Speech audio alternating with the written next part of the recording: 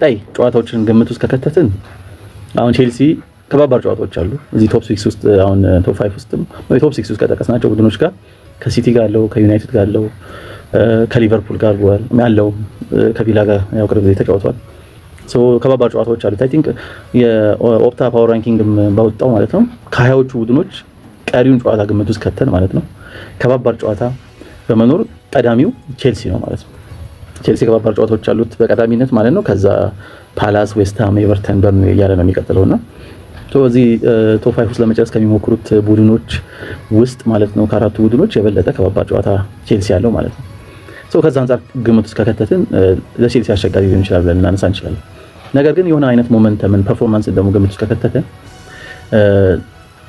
ኦኬ ዩናይትድ ካሪክ ከመጣ በኋላ ውጤቶችን ማስመዝገብ ችሏል ፕሮባብሊ በካሪክ ስር ዩናይትድ በጣም ፐርፎርማንሱ በጣም ጥሩ ወይም ድንቅ የነበረው ከሲቲ ጋርና ከአርሰናል ጋር የነበረው ጨዋታ ነው እያስተዋለው ከዛ በኋላ የመውረድ አይነት ነገር እያስተዋለ ነበር ፊዚካሊ ቡድኑ ከኳስ ውጪ ወይም ከኳስ ጋር ያለው ፍጥነት ወይ ቴምፖ በጣም ወርዷል ከኳስ ውጪ የሚያለው ከኳስ ጋር ማለት ነው ደሴም ታይም በተለይ ቡድኖች ደግሞ ኳስን የበለጠ ለዩናይትድ ፈቅደው በሚጫወቱበት ጊዜ ዩናይትድ የበለጠ ግብድሎችን መፍጠር ግቦችን ማስቆጠር ሲቸገር እናስተውላለን በዚህ ሲዝንም ወደ 45% የኳስ ቁጥጥር በያዘበት በሰባት አጋጣሚዎች 6 ድል ሲያደርግ ከ45% በላይ የኳስን በተቆጣጠረበት በ17 የሚሆኑ አጋጣሚዎች 3 ጊዜ ብቻ ነበር ድል ያደረገው ብለን ከጥቂት ሳምንታት በፊት ስናነሳ ነበርና እንደዚህ አይነት መሻሻል ያለባቸው ነገሮች መሻሻል ያለባቸው ፐርፎርማንስ ዋይዝ ችግሮች አሉ ቅርብ ጊዜ ደግሞ የበለጠ እየተስተዋሉ ነው እንደዚህ አይነት ነገሮች ባለፈው ዩኒካስል ጨዋታ ተጫዋች አንድ ጎል ከዩኒካስል በኩል ዩናይትድ ኦፍ ኮርስ አንዳንድ ያገኛቸው ድሎች ነበሩ እንደ ብራያን ምቤሞ የሳታቸው አይነት አጋጣሚዎች ነበሩ ነገር ግን ከዛ የተሻለ ራምስዴል ልምቃት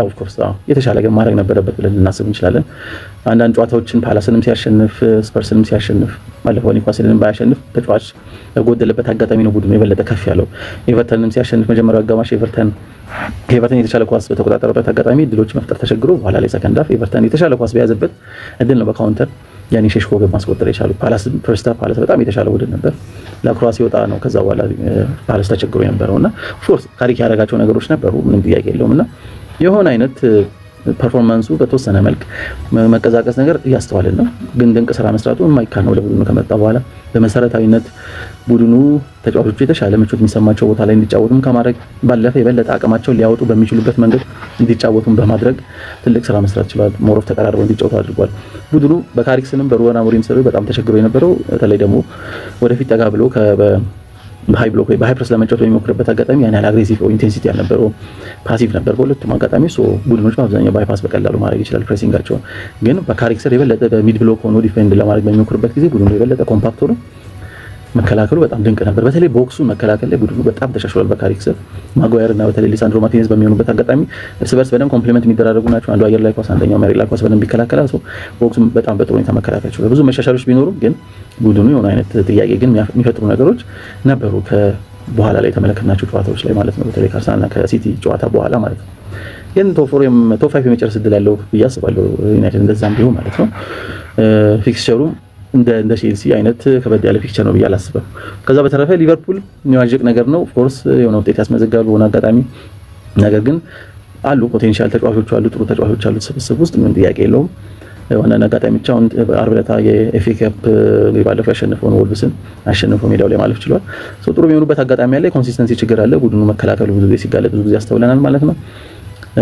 ነገር ግን አሉ የሆነ አይነት ጨዋታዎችን አሸንፈው ሊወጡ የሚችሉ አይነት ተጫዋቾች እንዳሉ ታስባለውና ሜቢ እሱንም ቶፕ 5 ሊጨርስ ይችላል ብዬ አስባለሁ ከዛ በተጨማሪ ቼልሲንም እዚህ ውስጥ ከባድ ቢሆንም ሊጨርስ ይችላል ብዬ አስባለሁ ቪላን ነው ጥያቄ የሚፈጥረው ማለት ነው ቪላም የበለጠ ሞመንተሙ በደንብ ያጣ ቡድን ነው የሚመስለው ተጫዋቾች ጉዳት አለበት ቴሌመንስም ካማራም ማጊና አይነት ተጫዋቾች ካማራም ነው በጣም ቴሌመንስም በዚህ ሲዝን በጣም ድንቅ ነው በተለይ ሲዝኑን ከባድ ነበር የጀመሩት ቪላዎች ተከታታይ ጨዋታ ማሸነፍ አልቻሉም ነበር ከዛ በኋላ ግን በጣም ጥሩ ሆኖ ተመልክተነው ነበር ቪላ ግን ደና በነበረበት ውጤትን በሚያስመዘግብበት ጊዜ ግን ቪላ አንድ ችግር የነበረው ጥራት ያለው የግብ ዕድሎች እየፈጠረ አልነበረምና ከሚፈጥራቸው የግብ ዕድሎች ከፍ ያለ ግቦች ነበር የሚያስቆጥረው ምክንያቱም አብዛኛው ግቦቹ ከቦክስ ውጪ እነ ሞርጋን ሮጀርስ እነ ማቲካሽ አይነት ተጫዋቾች እነ ማጊና አይነት ተጫዋቾች ከቦክስ ውጪ ነበር የሚያስቆጥሩለት እነዚህ አይነት ዕድሎች ደግሞ ኤክስጂያቸው የጥራት ያላቸው የግብ ዕድል ቁጥራቸው አነስተኛ ነውና አሁን ያን ማድረግ በማይችልበት አጋጣሚ ያው ይሄ አስተማማኝ አይደለም ከቦክስ ውጪ ሁሉ ጊዜ ግብ ታስቆጥራለህ ማለት አይደለም የሆነ አይነት ጥራት ዕድል የመፍጠር የአታኪንግ ፓተርን መፍጠር ካልቻል በጊዜ ሄደ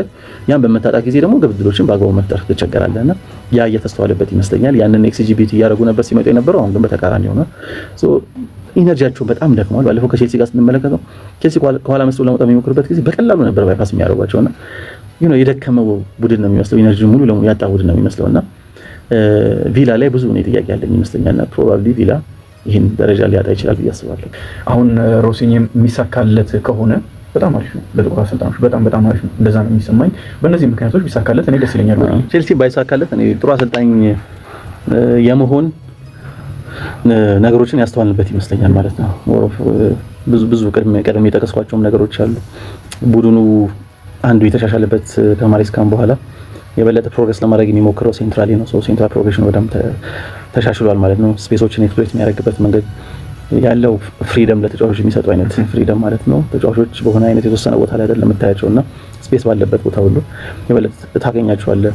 አንዳንድ ደግሞ የምንመለከታቸው የቪላ የተቆጠረ የመጀመሪያው ጊዜ ይመስለኛል ኳሱ ፓልመር ጋር ሲደርስ ለጋርናቾ ያን ኳስ ከመስጠቱ በፊት ከኋላ ተመስርቶ በሚወጣበት ጊዜ የነበረው የሰርድማን ኮምቢኔሽኑ በደንብ የተሰራበት ነው የሚመስለው በግልጽ ሁኔታ ማለት ነው። ያ ስፔስ በጣም የቡድኑን ጥሩ ፓሰር እዛ ቦታ ላይ እንዲገኝ ያደረጉበት መንገድ ማለት ነውና በጣም ብዙ ኮቺንግ ዋይዝ ብዙ ፖዚቲቭ ነገሮች እኔ ያስተውልኩበት አሰልጣኝ ነው ሊያም ሮሲኝና በማንኛውም መንገድ ከዚህ ክለብ ጋር ቢለያየ ጥሩ አሰልጣኝ ሊሆን የሚችልበት እድል አለ ብዬ አስባለሁ ማለት ነው። ኦፍ ኮርስ ደግሞ ይሄ ኤሊት ሌቭል አሰልጣኝነቱን ማሳየት ከጀመረ ዲማንዲንግ መሆኑ ስለማይቀር እንደ ማሬስካ የበለጠ ከሄድ ኮች ባለፈ አይነት ድምጽ ይኖረኝ ማለቱ ስለማይቀር የዛኔ ደግሞ በዛ አይነት አስተሳሰብ የሚቀጥሉ ከሆነ ባለቤቶቹ አብሮ መቀጠሉ አጠያቂ ነው የሚሆነው። ግን ብዙ ፖዚቲቭ ነገሮች አሉት፣ ችግሮች የሉም ማለት አይደለም። ግን የበለጠ አሁን ፕላስ ደግሞ ጊዜ ነው ግምት ውስጥ መክተት አለብን። በአሁኑ መጥቶ ማንም አሰልጣኝ በዚህ ደረጃ ወዲያው ቶሎ ብሎ ሁሉ ነገር እንዲያስተካክልም ኤክስፔክት አይደረግም። ፕላስ ደግሞ ቡድኑ እንዲሁም ችግር ያለበት ቡድን ስለሆነ ማለት ነው በተለይ ከውገበታች ያለው ቦታ ላይና ግን ብዙ ፖዚቲቭ ነገሮች ግን ያስተዋለን ይመስለኛል። ዋንጫ ሲኖር ደግሞ ውጤት ሲኖር ደግሞ ይበልጥ ነው ተቀባይነቱን ከፍ የሚያደርገው። ከዛ አንጻር ነው ያነሳሁት። ለረጅም ጊዜ ታስበው እንደመጡ ግልጽ ነው። ከወጣቶች ጋር የሚሰሩበት አቅም ቼልሲ ራሱ ወጣት ቡድን ስለሆነ ስብስቡ በአጠቃላይ እሱንም ከግምት ማስገባት ይኖርብናል። እንደ ሌሎች ክለቦች አይደለም።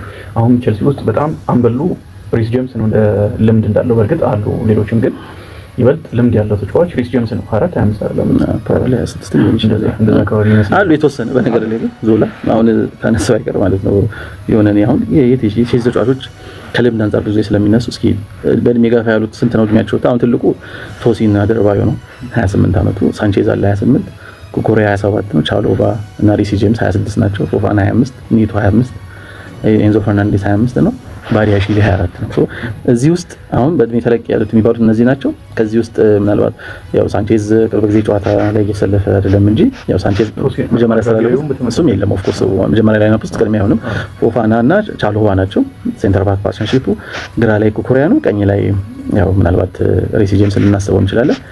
ስለዚህ ኦልሞስት ባክፎሩ የተሻለ ልምድ ያላቸው የሚባሉት ናቸው። አሁን ካርዱ ከዚህ ጋር አሶሺየትም ስለሚደረግ ነው። ምክንያቱም የካርዱ ጉዳይ ከዛ ጋር ብቻ መገናኘት ያለበት አይመስለኝም። የሚገርመው ኦገስት 2023 ጀምሮ እስካሁን ድረስ ማለት ነው በስነ ምግባር ጉድለት በዲሰንት ምክንያት ብዙ ቢጫ ካርዶችን የተመለከተው ኤንዞ ፈርናንዴዝ ነገር በፕሪሚየር ሊጉ ማለት ነው።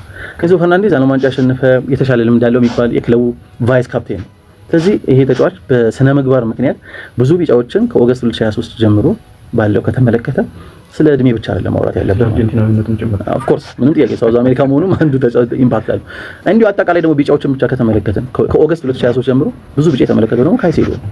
ስለዚህ ሲሪየስ የሆነ የዲሲፕሊን ችግር አለ ማለት ነው። በክለቡ የሆነ እርምጃ ሊወስድበት የሚገባው ዋጋ የሚያስከፍሉ አይነት ዲሲፕሊን ስህተቶች ናቸው። ደግሞ እኔ ቼልሲን በዚህ ሲዝን 11-11 ሆኖ አውትፕሌይ ያደረገው ቡድን ባየር ሙኒክ ብቻ ነው። እኔ ለማሰብ ሞክሬያለሁ። 11-11 ሆኖ አውትፕሌይ ያደረገው ቡድን ባየር ሙኒክ በሁሉም ውድድሮች ማለት ነው። ስለዚህ ይሄን ቡድን ቀይ ካርድ ምን ያህል ዋጋ እያስከፈለው እንደሆነ ከዚህ የተሻለ ቦታ ሊገኝ እንደሚችል ግልጽ ነው። ይሄ ማስተካከል አለበት። እቱ ማች በጣም የሚገርም ነው እውነቱን። እስከዛሬም ዝም መባሉ ይገርመኛል። ማለት ግልጽ ቅጣት መቅጣት እኮ ክለቡ እንዴት እንደዛ እንደማያስበው ነው። ተጫዋቾቹ ቀይሮም እንደዚህ አይነት ነገር ከቀጠለ ተመሳሳይ የሰደደ ችግር ነው። ስለዚህ በግልጽ ቅጣት እየቀጣ መቀጠል አለበት። እነዚህ ነገሮች ቅድም ስላላነሳናቸው ግምት ውስጥ መግባት አለባቸው። ስለ ቼልሲም ስናወራ